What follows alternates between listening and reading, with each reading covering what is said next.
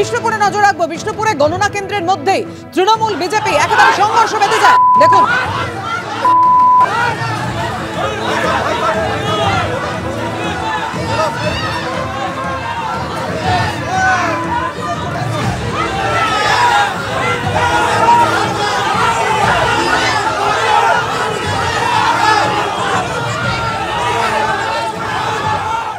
এই মুহূর্তে বালুরঘাট কলেজের গণনা কেন্দ্রের দিকে নজর রাখতেই হচ্ছে, কেননা শেষ রাউন্ডের গণনা চলছে।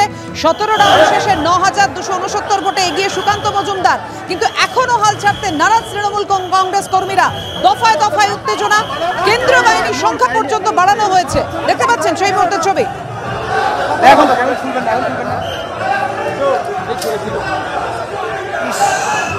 একেবারে এই মুহূর্তের আপডেট আমাদেরকে জানাবে কালুরঘাট কলেজের গণনা কেন্দ্র থেকে আমাদের প্রতিনিধি শিবাশিস মৌলিক। শিবাশিস, এই মুহূর্তে কি পরিস্থিতি?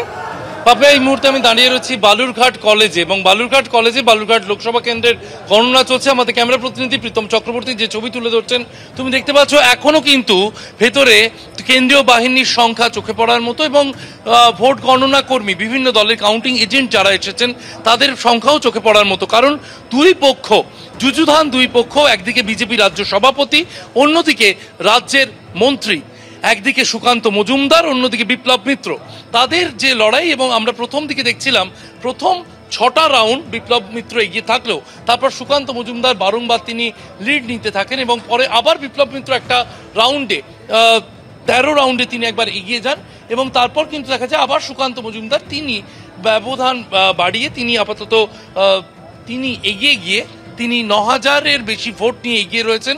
কিন্তু 18তম রাউন্ড, অর্থাৎ 18তম রাউন্ড, 18 রাউন্ডের এই গণনা, সেই 18তম রাউন্ডের গণনা চলছে 1 ঘন্টার কাছাকাছি সময় ধরে। আমরা দেখতে পাচ্ছি যে বারবার এখানে ঘোষণা হচ্ছে বিভিন্ন আধিকারিককে বিভিন্ন জায়গা থেকে বিভিন্ন জায়গায় যাওয়ার জন্য, কিন্তু সুকান্ত মজুমদার তিনি বেরিয়ে এসে একবার 13 রাউন্ডের পর তিনি আশঙ্কা প্রকাশ করেছিলেন যে চক্রান্ত করে আমাকে হারানোর চেষ্টা করা হচ্ছে, এমনটাই কিন্তু বলেছিলেন বিজেপি রাজ্য সভাপতি। তবে এখনো শেষ রাউন্ডের গণনা চলছে, কেন্দ্রীয় বাহিনী বাড়ানো হয়েছে। শেষ হাসি কে হাসবে জানতে অবশ্যই আমাদের নজর রাখতে হবে। ধন্যবাদ এই মুহূর্তে তোমাকে শিবাশিস। মমতা অভিষেকের নেতৃত্বেই আস্থা বাংলার, সবুজ ঝড়ে ফিকে মোদি হাওয়া।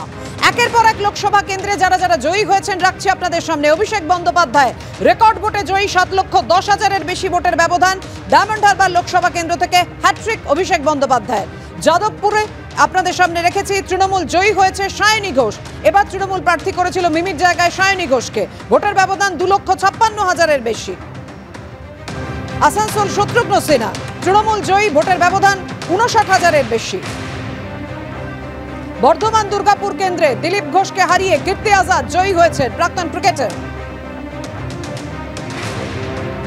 বর্ধমান পূর্ব থেকে জয়ী হয়েছেন তৃণমূল প্রার্থী শর্মিলা সরকার। শ্রীরামপুর থেকে জয়ী এবারও কল্যাণ বন্দ্যোপাধ্যায়। জঙ্গিপুর লোকসভা কেন্দ্র থেকে জয়ী তৃণমূল প্রার্থী খলিলুর রহমান। হুগলি রচনা বন্দ্যোপাধ্যায় লকেট চট্টোপাধ্যায়কে হারিয়ে জয়ী হয়েছেন রচনা বন্দ্যোপাধ্যায়। মথুরাপুর থেকে জয়ী বাপি হালদার তৃণমূল প্রার্থী। কৃষ্ণনগরে জয়ী হয়েছেন মহুয়া মৈত্র এবারও। প্রসূন বন্দ্যোপাধ্যায় জয়ী হয়েছেন 1,69,442 ভোটে হাওড়া লোকসভা কেন্দ্র থেকে। বাঁকুড়া লোকসভা কেন্দ্র থেকে জয়ী অরূপ চক্রবর্তী, ভোটের ব্যবধান 32,778।